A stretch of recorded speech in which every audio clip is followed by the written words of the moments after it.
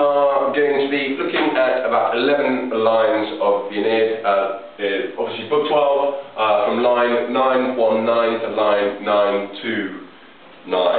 Okay, so if we look at the start, what we've just had before this little section is Turner struggling. We have the simile where his efforts are compared to what happens sometimes in our dreams, where we seem to want to run, but our body just doesn't react and we can't.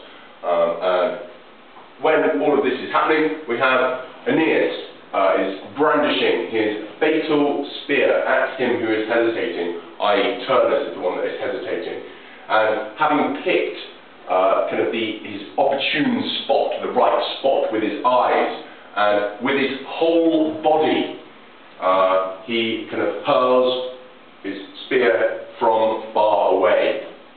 And never did rocks hurled by the a ballista, a war machine built for bringing down walls, so a war machine of walls in this way, and nor did thunder crack with such great lightning. The spear, hasta, flies, literally present tense, but obviously flew, like a dark whirlwind, bringing dreadful death, and it opened the eyes, I suppose, the edges of his breastplate, and the outermost rims of his sevenfold shield. And the spear, this is still talking about the spear, it is described as strident, it is hissing, and it goes through the middle of his femur, his thigh. At the blow, huge Turnus falls to the ground with his knee bent double.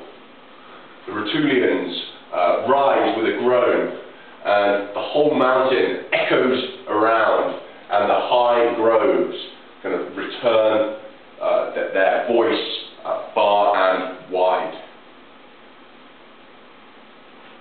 So if we want to have a look at a more fluent translation, I suppose, if I just make this bigger actually, that might help.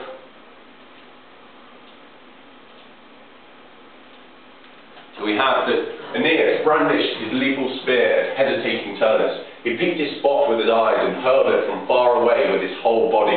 Never do rocks hurled by a catapult, literally a siege machine of walls, roar in this way, nor does thunder crash with such great lightning. The spear flew like a dark whirlwind, bringing dreadful death. It opened the edges of his breastplate and the outer rims of his sevenfold shield. Hissing, it went through the middle of his thigh. At the blow, huge Turnus sank to the ground, his knee bent double. The Rutulians rose with a groan, and the whole mountain reverberated around, and the high groves echoed their voice far and wide. In terms of what's going on with lit crit here, there are obviously a few bits we've got. We've talked about that Turnus, he's disjointed in terms of his mind and his body, they're not working together, and we've got him hesitating.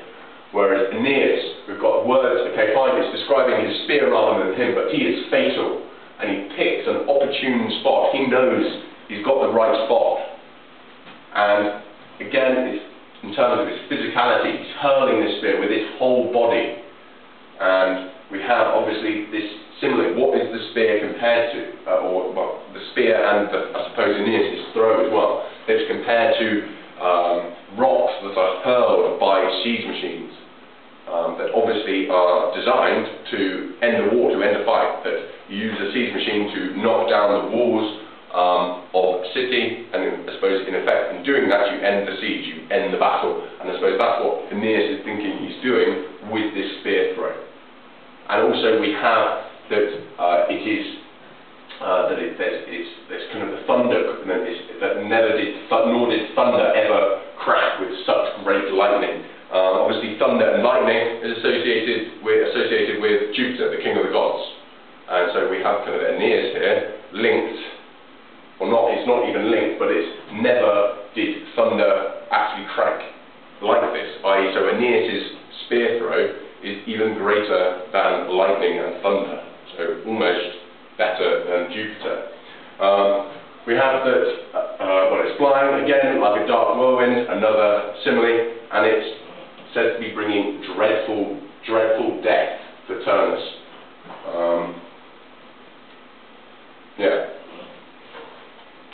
Going down, we have delayed here in line 96 and 97. Turnus is obviously the subject, but is delayed right to the end for effect.